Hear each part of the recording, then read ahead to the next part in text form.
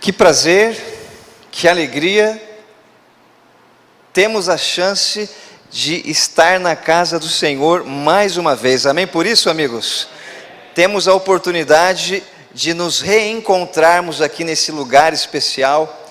E enquanto você estava chegando ali, eu ficava meditando um pouquinho no bom conforto que o Senhor nos dá nessa casa de adoração, né? Eu não sei se você já frequentou outras igrejas, eu já frequentei. Igrejas menores, igrejas com cadeiras, né, aquelas cadeiras um pouco mais durinhas, igrejas de bancos sem estofado, igrejas sem ar-condicionado, e hoje a gente tem a oportunidade de estarmos num belo templo para a honra e glória de Deus, e aqui nesse conforto nós podemos agradecer ao Senhor, podemos relembrar quantas bênçãos Ele tem derramado na nossa vida, e podemos nos deleitar na sua palavra também. Eu louvo a Deus porque você está presente aqui. Aliás, eu orei por você hoje, sabia disso? Eu orei para que você estivesse aqui nesse lugar. Então seja bem-vindo, porque nós temos o privilégio hoje de juntos estarmos estudando a palavra de Deus. Para os nossos amigos que estão nos assistindo, nós também damos as boas-vindas a você. Eu espero que hoje Deus fale de maneira poderosa ao seu coração. E se não for hoje, porque esse culto ele é transmitido, ele é gravado, no momento que for o necessário, o ideal, que a palavra ela chegue até você também. Independente da circunstância, queridos irmãos, Deus, Ele tem planos maravilhosos para a nossa vida. Amém? Vamos para o livro de Daniel, capítulo 5, verso 1. Daniel, capítulo 5, verso 1. Daniel, capítulo 5, verso 1, nós vamos ler, e eu gostaria que você deixasse a tua Bíblia aberta no capítulo 5 aqui, porque nós vamos ler o decorrer desse capítulo. Vamos ler então, acompanhe comigo, eu leio aqui o seguinte: o rei Belsazar deu um grande banquete a 1000 dos seus grandes, e bebeu vinho na presença dos 1000. Leia agora o verso 4 em diante. Beberam o vinho e deram louvores aos deuses de ouro, de prata, de bronze, de ferro, de madeira e de pedra. No mesmo instante, apareceram uns dedos de mão de homem e escreviam defronte do candeeiro, na caiadura da parede do palácio real. E o rei via os dedos que estavam escrevendo. Então se mudou o semblante do rei, e os seus pensamentos o perturbaram. As juntas dos seus lombos se relaxaram, e os seus joelhos batiam um no outro.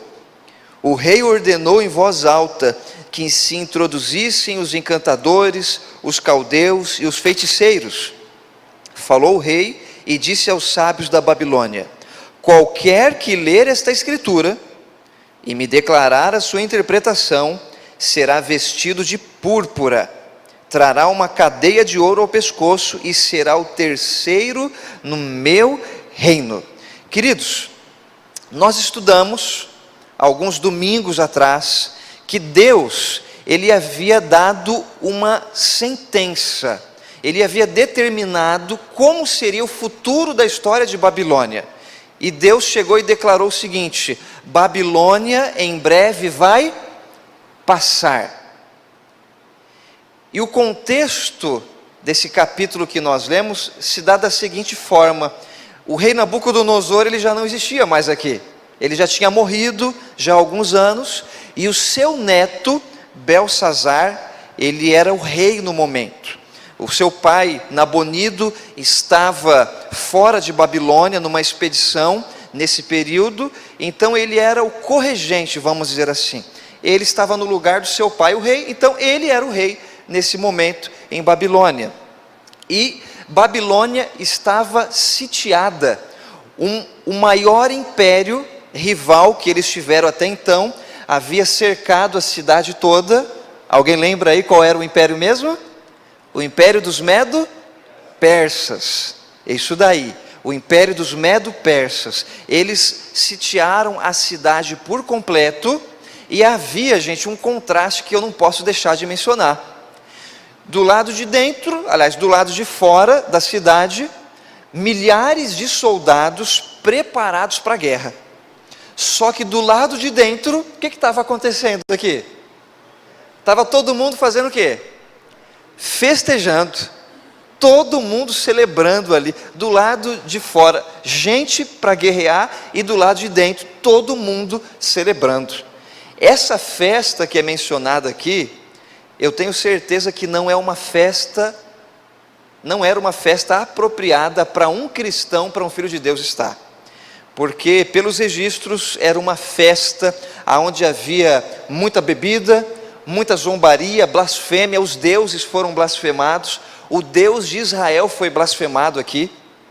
Para você ter ideia, Belsazar, ele manda que peguem os utensílios do templo de Jerusalém e usassem esses utensílios naquela bebedice que estava acontecendo. Não faltou jarras, não faltou copos e bandejas. Isso foi feito para blasfemar do Deus dos judeus. Foi esse o ocorrido aqui. Havia muitas relações sexuais explícitas diante de todos. Relações homossexuais estavam acontecendo ali também, era muita orgia. Era homem com homem, mulher com mulher, homens com animais. Era mais ou menos isso o tipo de festa que estava acontecendo ali. E o fato é, irmãos, que a paciência de Deus se esgotou naquele momento. E de repente, do nada, você imagina uma grande festa, uma mão gigante. Imagina, um pedaço de mão. Uma mão gigante aparece diante de todos aqueles homens, e um dedo começa agora a escrever na parte branca que tinha no palácio ali. E começa a escrever, havia uma mensagem ali. Aqueles homens ficaram assombrados. O texto aqui diz que o rei Belsazar, ele batia o quê? Batia os joelhos, o medo era tão grande que ele tremeu da cabeça aos pés. Imagina a cena. E aí depois da mensagem ser escrita, eles não sabiam como decifrar. O que o rei manda fazer? Manda introduzir na sua presença todos os sábios de Babilônia. Os sábios, os encantadores, os astrólogos, toda aquela trupe que outras vezes entrava para chegar e apresentar a solução para os problemas ali. Mas quantos deles conseguiram decifrar a mensagem? Quantos? Nenhum. Então, um profeta antigo, ele é lembrado. Quem era esse profeta mesmo? Daniel, irmãos. Daniel não era dessa vez um jovem. Dessa vez Daniel já não era mais um homem de idade mediana. Daniel já estava ali no final do seu ministério profético. Provavelmente aqui, nesse período, ele estava ali por volta dos seus 80 anos mais ou menos. Mas Deus ainda tinha uma mensagem importante para ele levar para o rei de Babilônia. Queridos, a mensagem de hoje, ela é muito importante para nós. E se você veio aqui, e se você está me assistindo agora também, eu tenho certeza que Deus ele vai falar com você nessa noite. É uma mensagem aonde eu estive orando e pedindo para que Deus realmente enviasse o Espírito Santo para alcançar o nosso coração e nos fazer sair daqui com uma decisão tomada na nossa vida. Existem, nesse capítulo aqui, 3 mensagens, 3 declarações divinas que eu quero enfatizar e trazer da parte de Deus para a nossa igreja, para a sua vida e para a minha vida também. A primeira declaração que Deus quer nos apresentar ao estudar o capítulo 5 de Daniel é que não pode haver festa em tempos de guerra.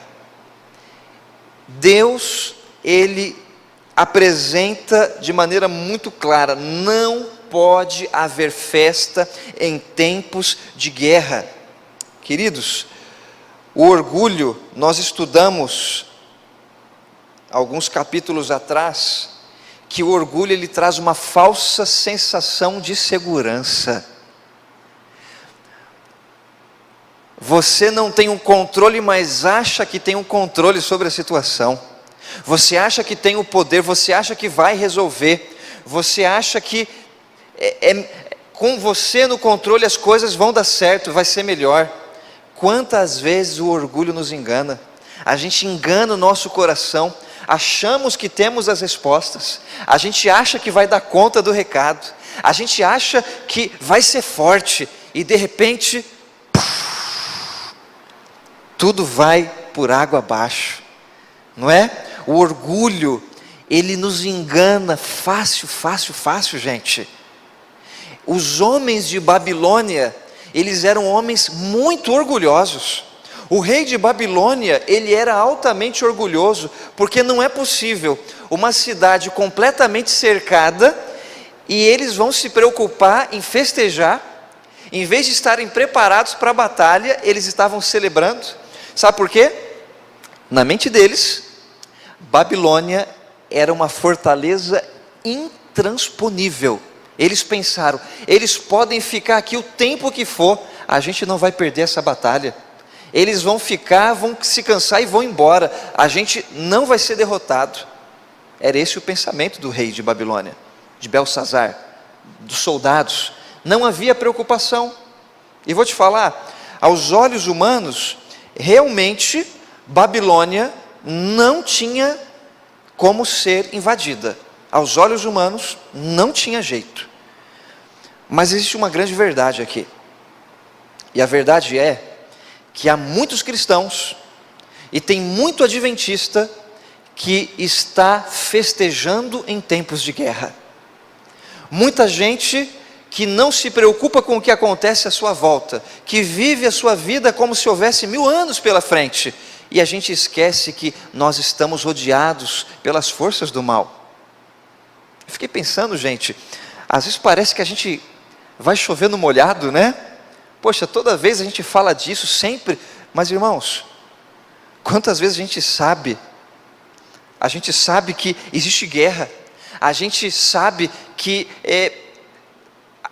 o mal está à nossa volta, a gente sabe que para cair basta apenas estar em pé, mas quantas vezes a gente se preocupa com isso?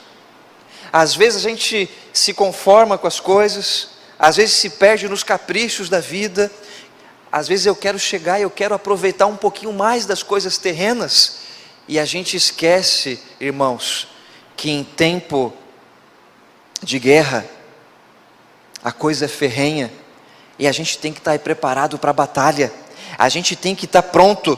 Sabe por quê, irmãos? Porque as forças do mal, as trevas, elas não dão descanso. Hoje você é um cristão que está festejando ou está vigiando? Você se cansa. Às vezes você chega e fala: Senhor, eu queria dar um tempinho aqui, preciso de um fôlego para eu continuar firme na Tua presença. Senhor, olha, eu tinha essas atividades, mas eu preciso parar, recuperar um pouco a energia, ficar 1 ano parado para eu voltar e colocar os meus dons à disposição mais uma vez. Senhor, eu estou cansado da luta, eu preciso um pouquinho das águas de descanso. Querido, você se cansa e você para, mas as trevas não param. Na verdade, aquele que está em pé, cuidado para que não, para você cair, para você perder a tua vida eterna. Querido, é muito simples, basta apenas você estar em pé. Se você estiver em pé, enquanto Jesus não volta, e se você não estiver agarrado com Ele, haverá o risco da gente cair, e depois que cai, só pela misericórdia de Deus, Ele nos dá o poder para a gente levantar. mas eu prefiro não experimentar isso daí.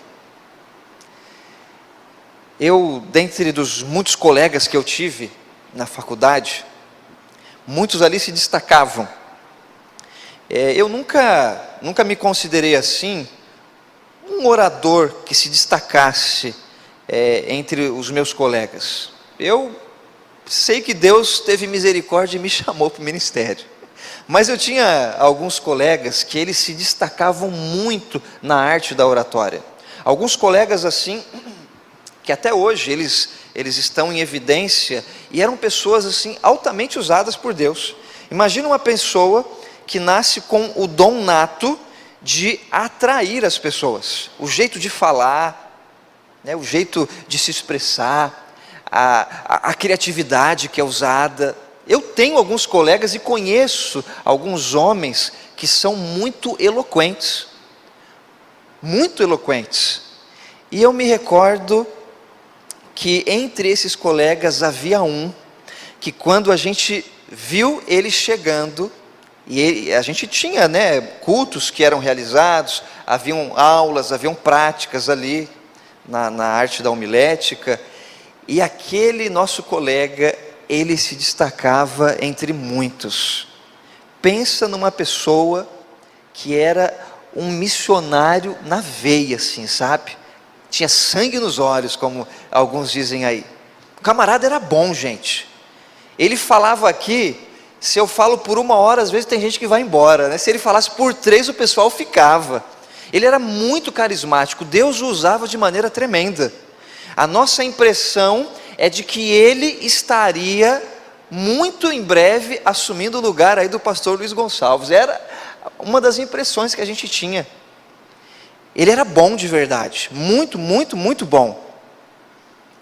Mas, numa determinada ocasião, esse nosso colega começou a namorar, e ele infelizmente não conseguiu conter os seus impulsos, os seus desejos. Ele e a sua namorada, eles avançaram algumas etapas dentro do namoro, etapas que só são permitidas por Deus no casamento, com a bênção de Deus, com a aprovação de Deus. Eles ali infelizmente pularam todas essas etapas, e aí do nada aquela moça, ela apareceu grávida, e aquele rapaz, aquele nosso colega que era uma promessa, todos esperavam isso, ele, antes mesmo do seu ministério começar, ele perdeu tudo. Perdeu a faculdade, perdeu a moral, perdeu a influência que tinha, teve que se afastar, teve que assumir uma paternidade recente. Você imagina a situação. Para estar em pé, para cair, basta apenas estar em pé. Queridos, a guerra, ela é forte. E o diabo, ele não brinca, ele está lutando constantemente. E se nós não estivermos olhando para o céu e não nos apegarmos em Jesus, como nós poderemos vencer? Não tem jeito. Eu sei que a gente às vezes quer celebrar, a gente quer aproveitar um pouquinho da vida, a gente às vezes quer descansar, mas posso te falar algo? A gente só vai ter tempo para festejar quando Jesus voltar e o mal for vencido por completo. Aqui, enquanto houver uma guerra espiritual, as forças do mal e as forças do bem, nós não teremos tempo de sobra. Nós precisamos estar orando e vigiando a todo instante. Eu queria que você respondesse uma pergunta, mas para si mesmo, você e Jesus nesse momento. Diante dos muitos elementos que a gente tem para entender se realmente nós estamos caminhando com Jesus, estamos firmes, eu queria que você fizesse uma suposição comigo agora. Imagine que Bíblia e oração fossem literalmente comida. Imagina comigo, Bíblia e oração são comida, e você depende dessa comida para você sobreviver. Hoje, se Bíblia e oração fossem comida, como estaria a tua saúde? Eu não preciso que você responda para mim, Eu queria que você analisasse pessoalmente e você dissesse para Deus isso daí também. Se Bíblia e oração fosse comida hoje, você estaria forte espiritualmente? Você seria uma pessoa saudável, estaria firme na rocha da salvação hoje? Se a tua vida, ela parasse hoje, como estaria a tua vida com Deus? Ou você seria um sedentário, seria uma pessoa desnutrida espiritualmente, ou talvez até morto espiritualmente, porque deixou de comer há muito tempo?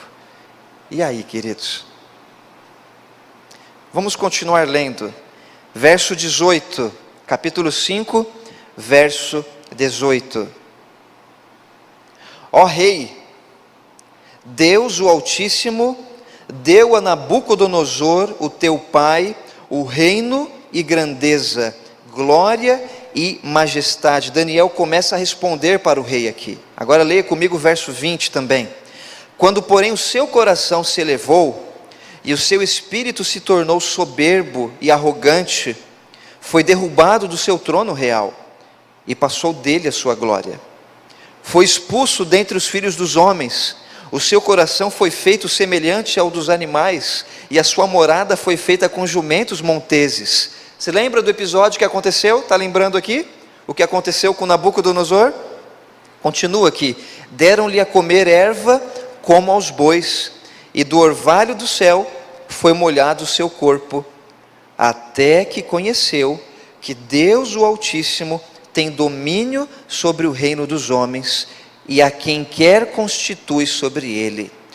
Tu, Belsazar, que és seu filho, não humilhaste o teu coração, ainda que sabias de tudo isso. A primeira mensagem que Deus apresenta para nós hoje é que não pode haver festa em tempos de guerra. A segunda mensagem: conhecimento não salva. Eu quero que você me entenda naquilo que eu estou declarando aqui. Conhecimento é importante, sim ou não, gente? Claro que é. Nós temos que conhecer em todas as áreas. O estudo é importante, sim ou não é? Claro. Quanto mais estudo, mais preparo, mais capaz, seja espiritualmente, seja na tua vida, no teu cotidiano. Quanto mais estudo, quanto mais preparo, mais capaz você se torna. Mas, de certa forma, o conhecimento por si só, ele não tem o poder de salvar.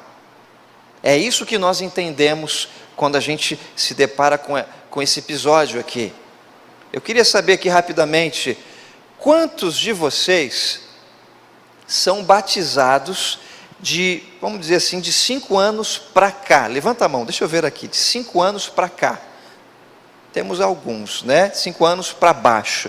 Muito bem, de 5 a 10 anos, quantos são batizados aqui? Deixa eu me ver, tem alguém? Temos alguns aqui. De 10 anos até 20 anos, tem alguém aí? Olha, temos alguns, né? Muito bem. De 20 anos para cima, tem alguém que é batizado aqui? Tem aqui, né? Olha, eu sei que tem gente bem antiga de batismo aqui. Agora eu vou mudar um pouquinho o aspecto da pergunta. Quantos de vocês tiveram o privilégio de nascer num berço de família cristã? Seja adventista, seja evangélica, você nasceu num ambiente familiar cristão. Quantos tiveram essa oportunidade? Temos alguns aqui. Muito bem. Eu digo privilégio, e o privilégio, ele é visto para quem vem de fora. Você sabia disso? Para quem nasce na igreja, privilégio, entende isso quem vem de fora. Quem nasceu não enxerga privilégio, na verdade,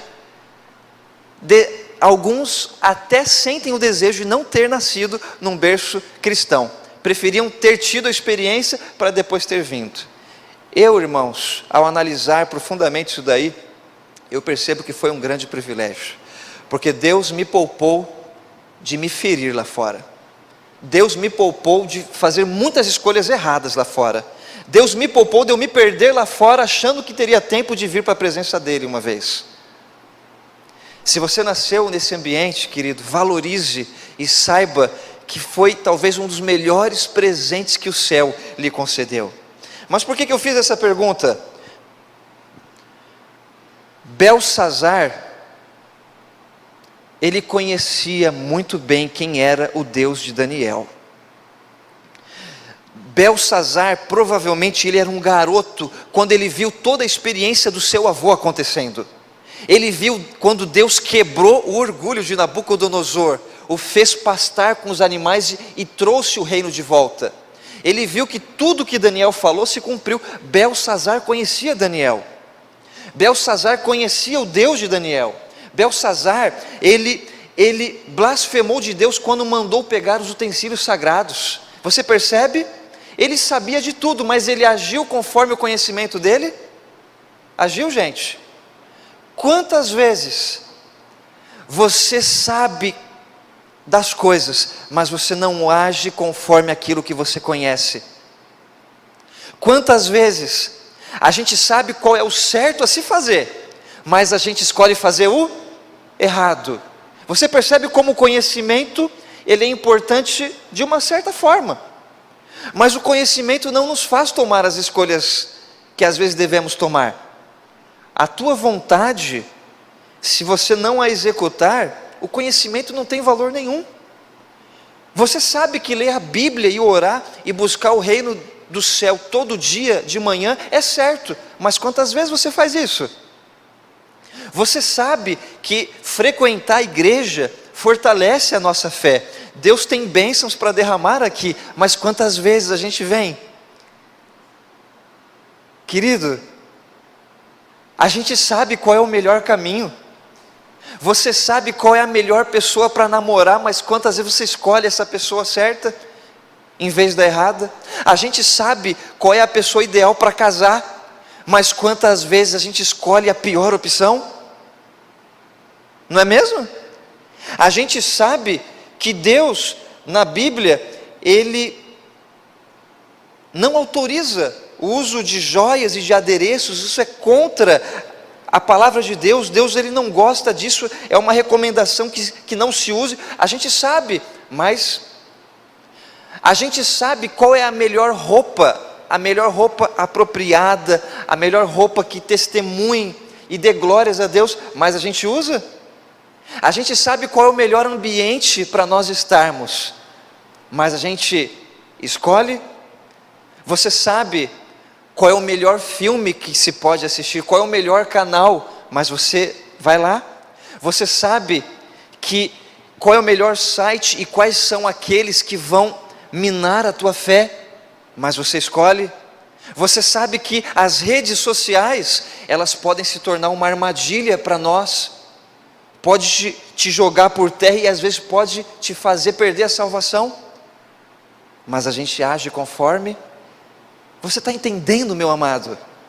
Conhecer é importante, conhecer da palavra, saber a vontade de Deus, ela é importante, mas se você não age conforme, isso não significa nada. São as pérolas jogadas aos porcos. Na verdade, mais importante do que o conhecimento que nós temos, é a experiência de vida que nós temos com Deus. Mais importante do que o conhecimento, é você viver aquilo que você conhece, é você viver a mensagem, é você viver a verdade. A tua experiência vai te dizer se você realmente está andando com Deus de verdade ou não. Eu fico assim assombrado, irmãos, triste. Às vezes o coração aperta, às vezes não dá vontade de ser pastor, quando eu vejo adolescentes, quando eu vejo jovens, quando eu vejo pessoas que a igreja ama e de repente, do nada, essas pessoas elas saem pelas nossas fileiras e elas vão lá fora, tentando ser felizes e esquecem que a felicidade e a esperança está aqui dentro. Tentam provar do banquete dos escravos que está lá, tentam se deliciar da miragem do céu e paraíso de papelão que está lá fora, quando se esquecem que o melhor de todas as coisas está aqui. porque o céu é aqui, se aqui Jesus está.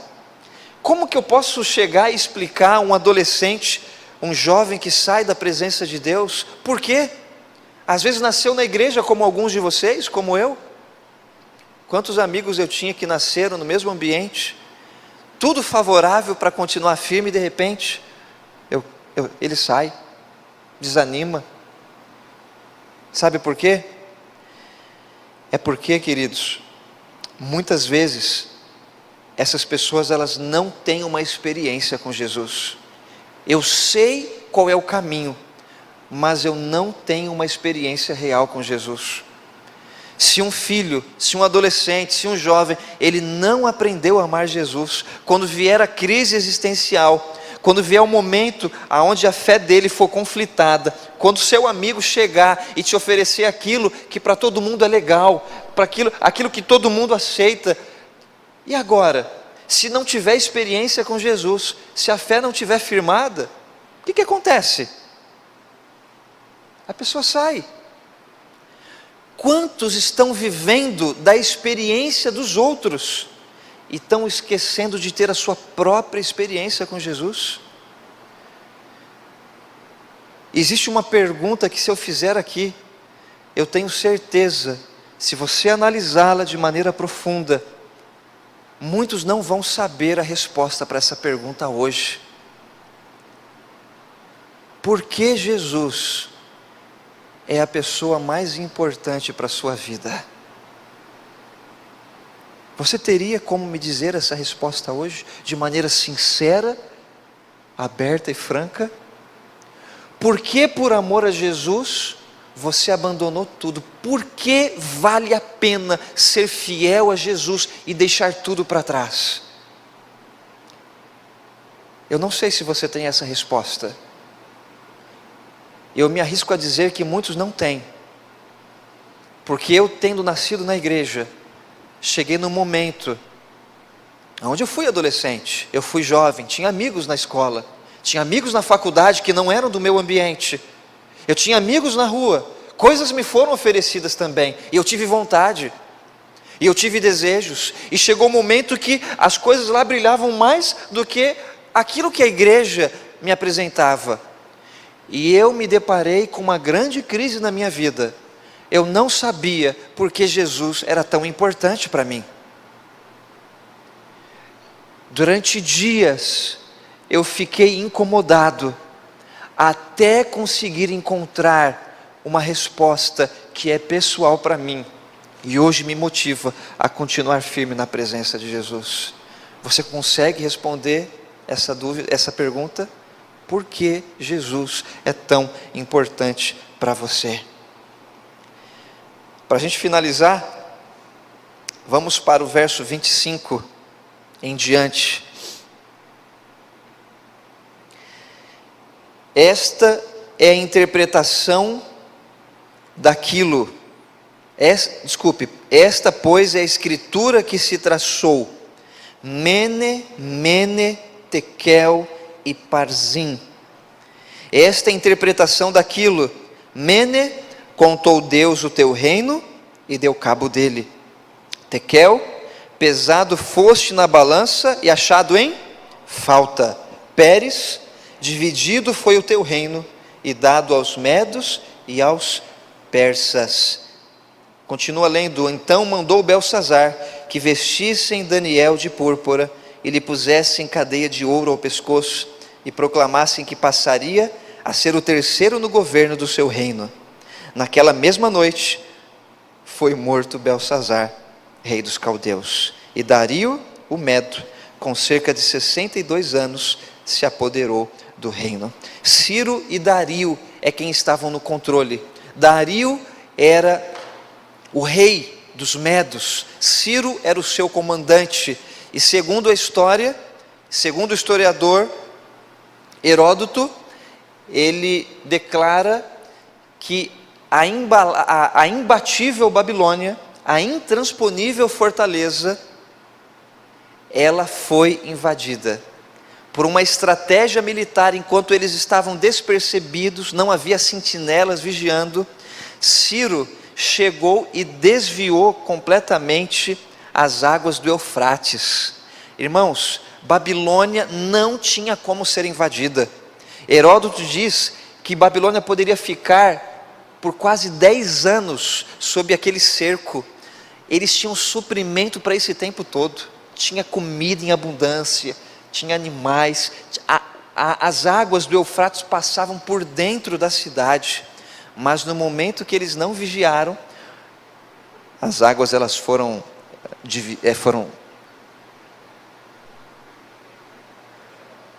afastadas, o ciclo natural foi modificado, e a intransponível fortaleza, ela só tinha um ponto vulnerável. Você sabe aonde? Havia uma passagem, que era exatamente por onde a água passava.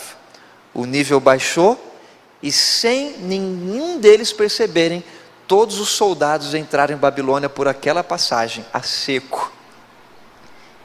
E de uma maneira extraordinária, Babilônia foi invadida e foi derrotada em uma noite, com pouquíssimas baixas para o rei Dario.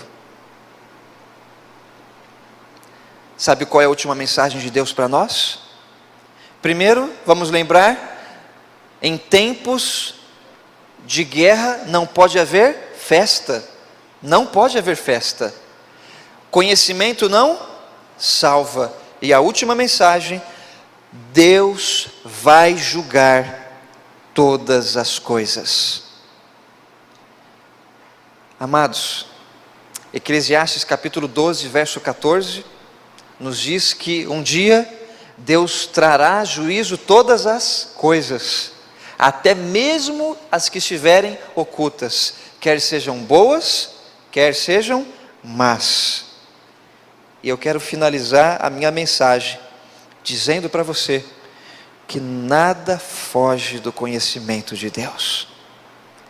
Eu posso esconder tudo de todas as pessoas. Você pode esconder as coisas da sua família, você pode esconder as coisas da sua igreja, do seu pastor, você pode tentar esconder as coisas de você mesmo, mas a gente não tem como esconder nada de Deus. Nada foge ao seu conhecimento. Eu fico pensando, quantas oportunidades estão sendo desperdiçadas dia após dia? Quantas vezes a gente arrisca a nossa vida eterna por tão pouco? Porque existe um pensamento lá no fundinho que te faz acreditar de que você sempre vai ter um dia a mais para você fazer as escolhas certas. Não, amanhã vai ser diferente. Amanhã a minha escolha vai ser outra. Amanhã eu vou andar com Jesus. É hoje, é a última vez. É a última balada, eu prometo. É a última vez que eu vou com meus amigos nessa festa. É a última vez que eu vou beber. É a última vez que eu vou ter uma relação sexual ilícita. É a última vez que eu vou chegar e eu vou seguir a minha própria vontade, os meus desejos. É a última vez. Quantas vezes a gente se engana,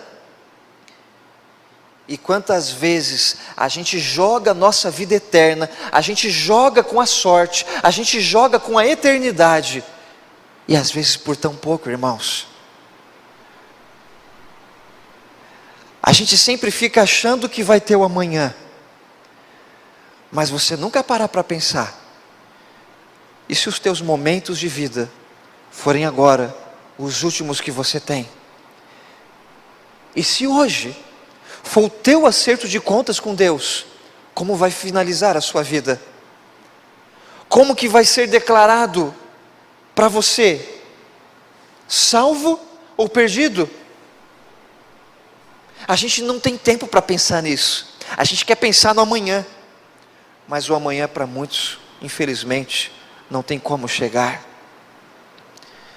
Para terminar, irmãos, eu me lembro de um amigo, um colega que tinha quando era adolescente, lá na igreja de Itaboraí, onde eu frequentei, central de Itaboraí. cresci com muitos amigos, um deles o Eduardo. Pensa num garoto envolvido na igreja, uma voz bonita, sabe? Uma voz baixa, cantava, gostava de cantar em quarteto, em grupos, pregava, era envolvido com a juventude, em qualquer evento ele estava junto ali. E o Eduardo foi alcançando a maioridade, assim como eu, os outros amigos, e quando ele alcançou a maioridade, apareceu uma moça, aquela moça que ele sabia que não era certa, mas ele decidiu arriscar. E ele se envolveu com ela, se juntou com ela, foi para a igreja, aliás, saíram da igreja, e o Eduardo desapareceu. A gente o convidava, visitava ele, não, amanhã a gente vai. E sempre o convite. Ele nunca nos tratou mal, mas a gente sempre percebia o vazio, o desejo dele de voltar, mas a falta de força para isso.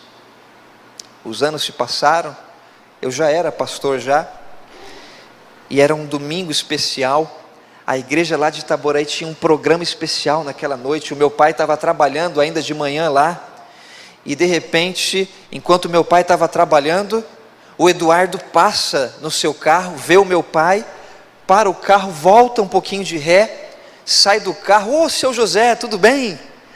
E o meu pai olhou, ficou feliz, eles se abraçaram, conversaram um pouquinho, e o meu pai não perde a oportunidade, o convidou para voltar para a igreja. Meu amigo, a gente está sentindo a tua falta, não brinca, Jesus está voltando, hoje é o dia de você voltar para a presença dele. E o Eduardo começou a ouvir tudo aquilo, e concordou com meu pai, seu José, está na hora mesmo, eu preciso voltar. Meu pai o convidou para ir na igreja naquela noite, e ele falou, eu vou na igreja, eu vou estar lá com vocês. Meu pai ficou feliz da vida, continuou o seu trabalho, e quando deu 18 horas, já no entardecer daquele dia, o meu pai recebe uma notícia que o deixou chocado. O Eduardo estava com alguns amigos no carro, ele foi dirigir embriagado, fez uma curva em alta velocidade, o carro capotou, deu de frente com um poste. De todos os amigos que estavam no carro, o único que morreu, e morreu na hora, foi o Eduardo.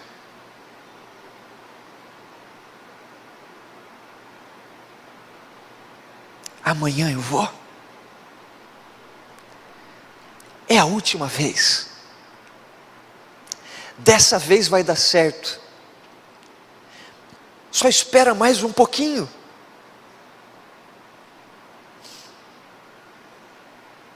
E aí? A gente pensa no amanhã, mas esquece de pensar nos nossos momentos de hoje. Esquecemos de lembrar que hoje e o agora nós temos nas mãos, mas o amanhã não é nosso. Amados irmãos, você está vendo como que está a igreja aqui? Eu tenho certeza que você está olhando para esses bancos vazios, e tem pessoas que agora você está lembrando, e você está dizendo na tua mente, como eu gostaria que fulano de tal tivesse aqui para ouvir essa mensagem. Como que eu gostaria que o meu amigo tivesse aqui agora, como eu queria que a minha mãe tivesse aqui, como eu queria que fulana tivesse aqui. Eu te desafio a convidar durante essa semana o máximo de pessoas que você puder, para que no nosso próximo encontro, essas pessoas estejam aqui, e elas recebam a oportunidade das mãos do próprio Jesus, porque Jesus quer salvar, só que Jesus quer salvar agora, porque o amanhã, embora seja do agrado de Jesus, Jesus quer, o amanhã pode não chegar para muitos. Então, a mensagem de hoje, pastor, o que eu preciso fazer? O que eu preciso me decidir nesse momento? Eu te convido, eu te desafio a buscar em Deus a força. E se você quer saber o que você precisa fazer, em primeiro lugar, você precisa pedir para que Deus te ajude a estar vigiando e orando hoje a todo tempo, porque nós estamos em guerra, E em guerra a gente não festeja, a gente não celebra, a gente fica preparado para o pior. Nós vamos festejar com Jesus em breve, mas agora a gente tem que estar firme na rocha, porque só com Jesus, ligado com Jesus, é que eu vou vencer. Vigiar e orar. Eu quero que você, muito mais do que tenha o conhecimento, você se comprometa com Jesus e diga: Senhor, eu quero hoje viver aquilo que eu conheço. Eu sei por onde devo caminhar, mas eu quero caminhar também. Não conheça apenas, viva a mensagem que você conhece, que você carrega na sua origem, na sua identidade. E se lembre de que a gente não sabe qual é o nosso último momento de respirar. Então, se eu não sei, você gostaria de hoje colocar a tua vida inteiramente nas mãos de Deus, pedir que Ele tenha misericórdia e te faça caminhar pelo único caminho seguro que existe nessa vida? Se você deseja isso, querido, eu gostaria de te convidar a ficar em pé. Eu quero orar com você. Eu quero orar por aquelas pessoas que você deseja que estejam aqui. Traz essa pessoa domingo que vem. Faz um compromisso com Deus: Senhor, eu não vou vir para a igreja sem trazer uma pessoa que eu preciso que a graça de Deus alcance. Essa igreja vai estar repleta não de pessoas que vieram aqui para um entretenimento, mas de pessoas que vieram para buscar a palavra de Deus e encontrar abrigo na casa do Senhor. A salvação está aqui, que você saia com ela, ela é tua. Vamos orar? Feche os teus olhos. Querido Deus, nós louvamos o Teu nome e agradecemos por esse maravilhoso culto de adoração ao Teu nome. Agradecemos pela importante mensagem que o Senhor nos trouxe hoje, de que nós precisamos estar vigiando a todo instante, de que muito mais do que o conhecimento que possuímos, devemos viver aquilo que conhecemos, e se existe um momento de estarmos preparados com a vida em dias com o Senhor, esse momento não é amanhã, esse momento é hoje. Olha para o Teu filho que está aqui, Senhor. Olha o Teu filho que nos assiste nessa noite, nesse dia. Olha para o Teu filho que está aflito, para aquele que precisa tomar decisões importantes, para aquele que precisa voltar para a Tua presença. Olha para aquele, Senhor, que tem vacilado durante tanto tempo, e o Espírito Santo clareou a mente e o convenceu de que agora é a hora da decisão. Tenha misericórdia de nós, renova a nossa vida e nos ajuda a sair daqui com uma história diferente ao lado de Jesus, hoje e para todo sempre. Amém, Senhor. Amém. Vá com a paz do Senhor. Uma ótima semana para todos.